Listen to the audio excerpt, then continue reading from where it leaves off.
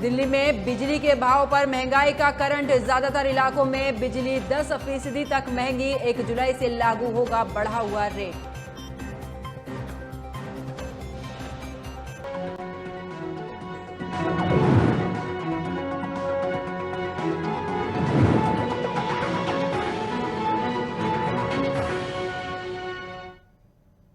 नमस्कार, आप देख रहे हैं न्यूज वॉच इंडिया। मैं हूं आपके साथ पंकज यादव। करते हैं बुलेटिन की शुरुआत बड़ी खबर के साथ। तो हिमाचल, हरियाणा और उत्तराखंड में बारिश का कहर जारी। भारी बारिश के चलते केदारनाथ यात्रा रोकी गई।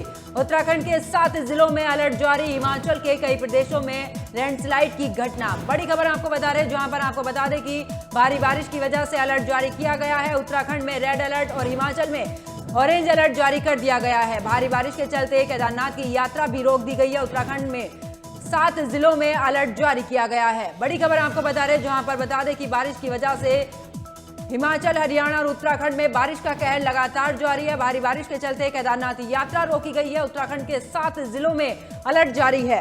हिमाचल के कई प्रदेशों में लैंडस्लाइड की भी घटना सामने आ रही। हिमाचल, हरियाणा और उत्तराखंड में बारिश का कहर जारी है। भारी बारिश की वजह से केदारनाथ यात्रा भी रोकी गई है। उत्तराखंड के 7 जिलों में अलर्ट जारी है।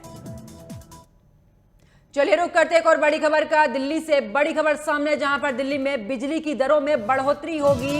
पीपीएसी के तहत दिल्ली में बढ़ी है बिजली की दर। दक्षिण दिल्ली, पश्चिम दिल्ली, ट्रांस यमुना क्षेत्र प्रभावित हैं। बीएसईएस क्षेत्रों में भी बिजली की खपत लगभग 10% तक महंगी होगी। तो बड़ी खबर आपको दिल्ली से बता रहे, जहां पर बिजली की दर में बढ़ोतरी की जाएगी। बड़ी खबर आपकी टीवी स्क्रीन पर। दिल्ली में बिजली की दरों में बढ़ोतरी होगी।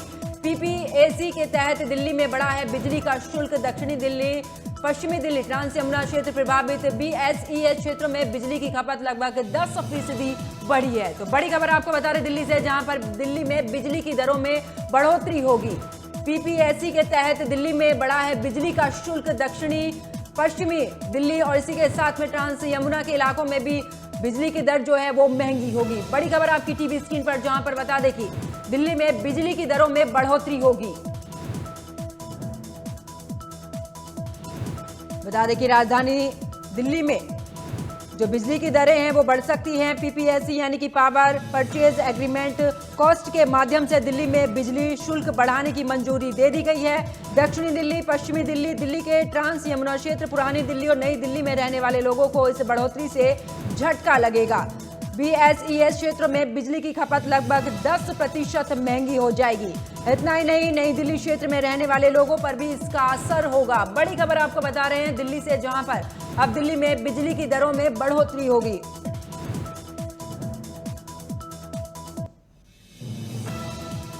इसी खबर पर ज्यादा जानकारी के साथ मेरे सहयोगी नागेंद्र मेरे साथ फोन लाइन पर जुड़ चुके हैं। नागेंद्र, दिल्ली में अब बिजली की दरें बढ़ने को जा रही हैं, इसको लेकर क्या कुछ खास अपडेट? जी बिल्कुल, देखिए बिजली कंपनियों की तरफ से डीईआरसी को ये लगातार कहा जा रहा था कि जो कॉस्ट है वो ज्यादा है, जबकि जो लोगों के बिल हैं या जो उनको सरकार की तरफ से मिलता है वो काफी कम है। तो अब बिजली कंपनियों की तरफ से डीआरसी को ये दलील दी गई थी कि पावर परचेजिंग एक्ट कॉस्ट के मुताबिक यानी पीपीएसी के मुताबिक जो खरीद की कॉस्ट है वो ज्यादा है, तो उसको लेकर बिजली की जो दरें हैं वो लगभग 10% तक बढ़ा दी जाए, जिसको डीआरसी की तरफ से मान लिया गया है। तो अब ये माना जा रहा है कि कुछ डिस्ट्रिक्ट को छोड़कर बाकी जगह लगभग 10% तक जो बिजली के रेट हैं वो बढ़ जाएंगे। हालांकि इसमें दिल्ली सरकार की तरफ से ये कहा गया है, और इससे पहले भी जब डीईआरसी की तरफ से बिजली की दरें बढ़ाई गई थी उस वक्त भी दिल्ली सरकार ने कहा था कि इसका जनता पर कोई फर्क नहीं पड़ेगा, बिजली कंपनियां खुद इसका जो खर्चा है वो खुद उठाएं। तो इस बार भी या तो सब्सिडी के जरिए ये बिजली कंपनियों को दिया जाएगा या फिर बिजली कंपनियां खुद इसका खर्चा उठाएंगी। ये सरकार की तरफ से साफ कर दिया गया है कि जो 10% तक दरें बढ़ाई गई है उसका जनता पर कोई भी फर्क नहीं पड़ेगा। जो बिल्कुल, क्योंकि नागेंद्र इस दौरान जिस तरीके से दिल्ली सरकार ने कहा है कि तिमाही के दौरान इस तरीके से ये जो रेट है वो बढ़ाए जाएंगे, इसको लेकर भी क्या कुछ खास अपडेट?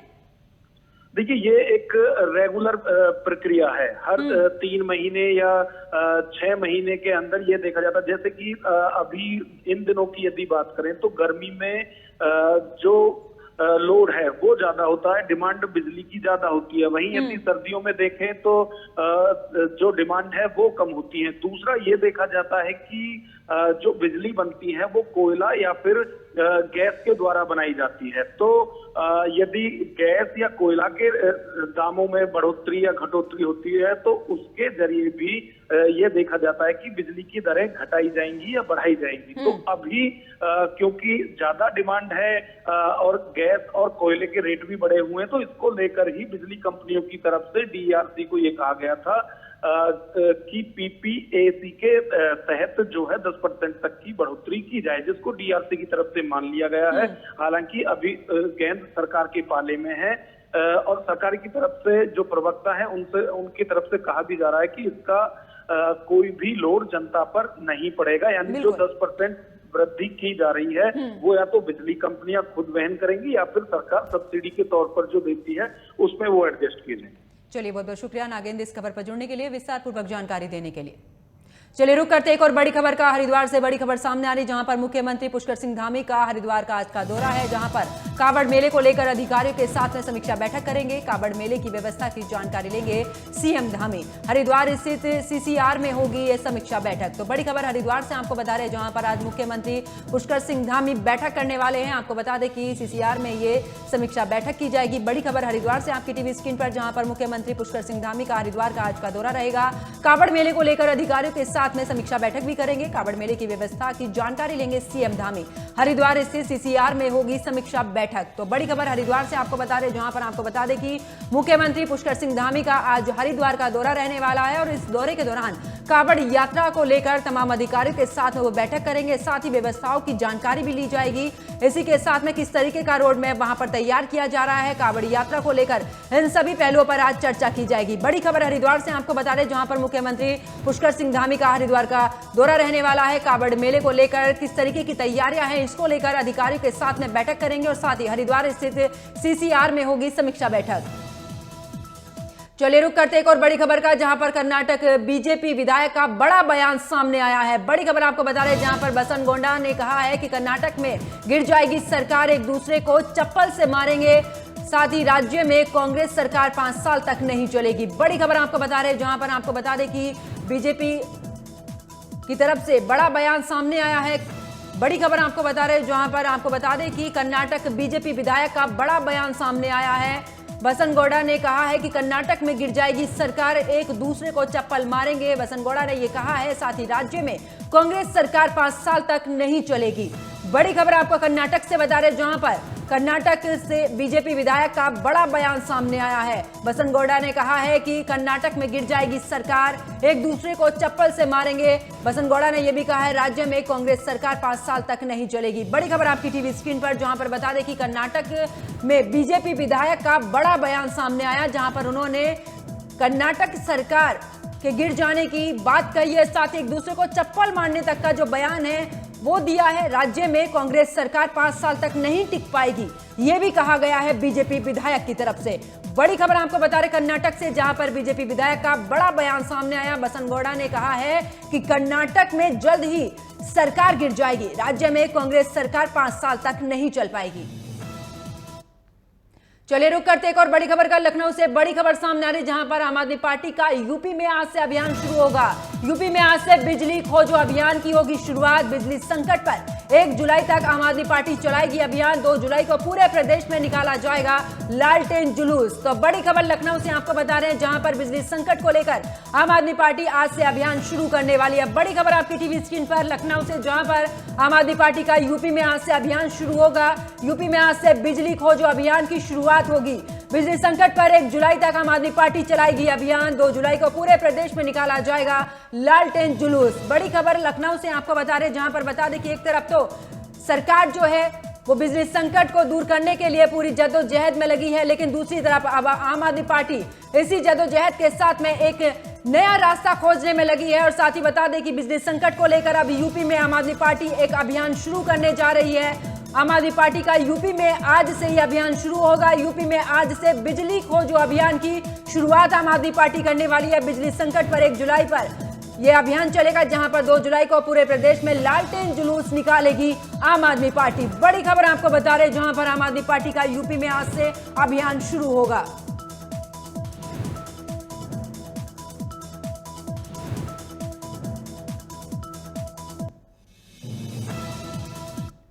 चले रुक करते एक और बड़ी खबर का। उज्जैन महाकालेश्वर मंदिर से जुड़ी बड़ी खबर सामने आ रही, जहां पर 2 महीने तक गर्भगृह में नहीं जा सकेंगे श्रद्धालु।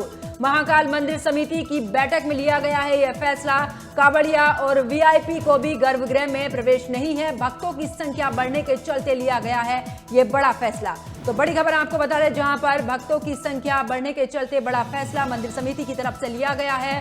बड़ी खबर उज्जैन से, जहां पर उज्जैन महाकालेश्वर मंदिर से जुड़ी बड़ी खबर आपकी टीवी स्क्रीन पर, जहां पर 2 महीने तक गर्भगृह में नहीं जा सकेंगे श्रद्धालु।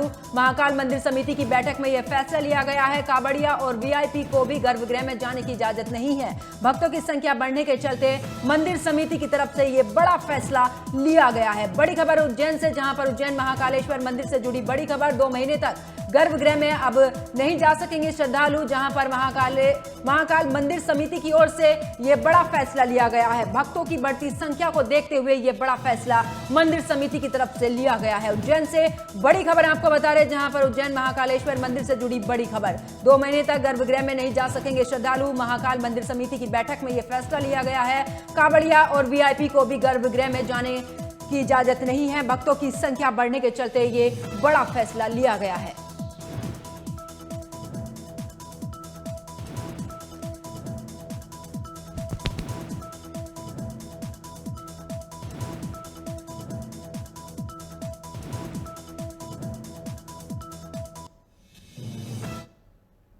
चलिए रुक करते एक और बड़ी खबर का। दिल्ली से बड़ी खबर सामने आ रही, जहां पर टेरर फंडिंग के मामले में जम्मू कश्मीर में एनआईए की रेड पड़ी है। जम्मू कश्मीर के 7 जिलों में एनआईए की रेड जारी है। शोपिया, पुलवामा, बंदीपुरा और कुलगांव में भी एनआईए की रेड पड़ी है। बड़ी खबर आपको बता रहे हैं जम्मू कश्मीर से, जहां पर एनआईए की छापेमारी जो है वो लगातार जारी है। बड़ी खबर दिल्ली से, जहां पर टेरर फंडिंग के मामले में जम्मू कश्मीर में एनआईए की रेड है।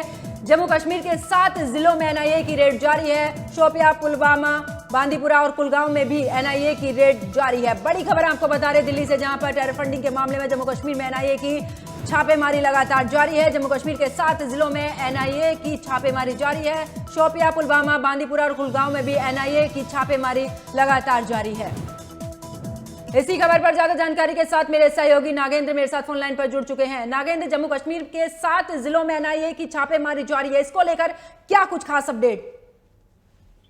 जी बिल्कुल, देखिए एनआईए की तरफ से जो खुफिया उन्हें सूचना मिली है, उसके आधार पर कश्मीर में छापेमारी की जा रही है, जिसमें कि जो टेरर फंडिंग होती है उसको लेकर और जो अंडरग्राउंड वर्कर है उनको लेकर छापेमारी की जा रही है। खासतौर से पुलवामा और शोपिया जो जिले हैं उनके अंतर्गत। तो इससे पहले की यदि बात करें तो G20 के टाइम भी वहां सूचना मिली थी और उसके आधार पर लगभग 15 जगह छापेमारी की गई थी टेरर फंडिंग और अंडरग्राउंड वर्कर्स को लेकर ही। तो अब जो सूचना आ रही है उसमें यह है कि कई संगठन जो है, आतंकी संगठन, वो नए बनाए गए हैं, जिसमें पाकिस्तानी खुफिया एजेंसी ISIS के निर्देशों द्वारा नए नाम रखकर नए नए संगठन बनाए जा रहे हैं। तो एनआईए की तरफ से एक कोशिश की जा रही है कि उन्हें पनपने से पहले ही उनकी रीढ़ की हड्डी तोड़ दी जाए। तो उसी को लेकर ही जल्दी जल्दी इस तरह की जो कार्रवाई है वो की जा रही है। नागेंद्र, ये भी खबर सामने आ रही कि जल्द ही अमरनाथ यात्रा भी शुरू होगी, तो क्या उसको लेकर जिस तरीके से छापेमारी चल रही है, क्या वो भी एक अहम पहलू, ताकि कोई भी आतंकवादी गतिविधि वहां पर ना हो? जी बिल्कुल, देखिए अमरनाथ यात्रा की यदि बात की जाए तो इस बार ही नहीं, हर बार ही उसको यात्रा को लेकर थ्रेट भी मिलती है और इस तरह की जो हरकतें हैं उनको करने के लिए आतंकी संगठनों की तरफ से हमेशा कोशिश भी की जाती रही है। तो उन्हीं को रोकने के लिए भी सुरक्षा एजेंसियों की तरफ से इस तरह के कदम उठाए जाते रहे हैं। खासतौर से यदि अमरनाथ यात्रा को लेकर बात करें तो 1 जुलाई से 31 अगस्त तक यानी लगभग 62 दिन की जो ये यात्रा है उसको लेकर काफी मुस्तैद जम्मू कश्मीर के अंदर सुरक्षा एजेंसियां नजर आ रही हैं। तो उस सुरक्षा के नजरिए से भी इसको देखा जा रहा है, लेकिन जो खुफिया खबरें जो एनआईए को लगी है उसमें टेरर फंडिंग और जो अंडरग्राउंड वर्कर हैं, यानी जो जिनका आप देखकर पता नहीं कर सकते हैं कि ये आतंकी हैं या नॉर्मल लोग हैं, उन पर खास तौर से नजरें रखी जा रही हैं। बिल्कुल नागेंद्र, ये जम्मू कश्मीर ही नहीं, अगर 23 तारीख की बात की जाए तो 23 जून को एनआईए ने बिहार में भी छापेमारी की थी, जहां पर एक व्यक्ति को गिरफ्तार भी किया गया था।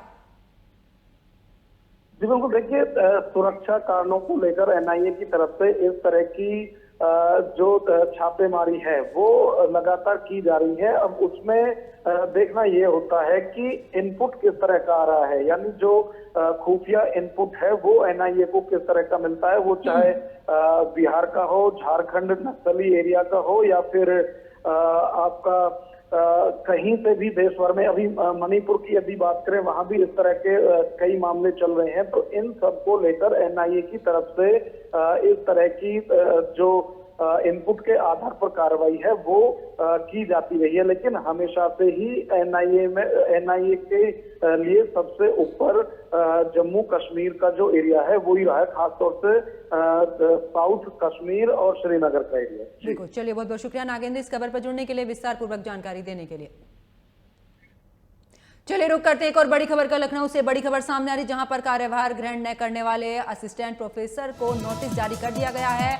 88 असिस्टेंट प्रोफेसर को नोटिस जारी किया गया है। 6 जुलाई तक कार्यभार ग्रहण नहीं किया तो नियुक्ति रद्द कर दी जाएगी। अलग अलग राजकीय मेडिकल कॉलेजों में की गई थी नियुक्ति। तो बड़ी खबर आपको बता रहे, जहां पर आपको बता दें कि असिस्टेंट प्रोफेसर की नियुक्ति को लेकर बड़ा फैसला लिया गया है, जहां पर लखनऊ से कार्यभार न करने वाले 88 असिस्टेंट प्रोफेसर को नोटिस जारी किया गया है। 6 जुलाई तक कार्यभार ग्रहण नहीं किया तो नियुक्ति रद्द कर दी जाएगी। अलग अलग राजकीय मेडिकल कॉलेजों में की गई थी नियुक्ति। तो बड़ी खबर लखनऊ से आपको बता रहे, जहां पर आपको बता दें कि कार्यभार ग्रहण नहीं करने वाले असिस्टेंट प्रोफेसर को नोटिस जारी किया गया है। इनमें 88 असिस्टेंट प्रोफेसर ऐसे हैं जिन्हें नोटिस जारी किया गया है। 6 जुलाई तक कार्यभार ग्रहण नहीं करते हैं तो उनकी नियुक्ति रद्द कर दी जाएगी। अलग अलग राजकीय मेडिकल कॉलेजों में की गई थी नियुक्ति। तो बड़ी खबर आपको बता रहे, जहां पर लखनऊ से कार्यभार ग्रहण नहीं करने वाले असिस्टेंट प्रोफेसर को नोटिस जारी किया गया है। इन्हें 88 असिस्टेंट प्रोफेसरों को नोटिस जारी किया गया है।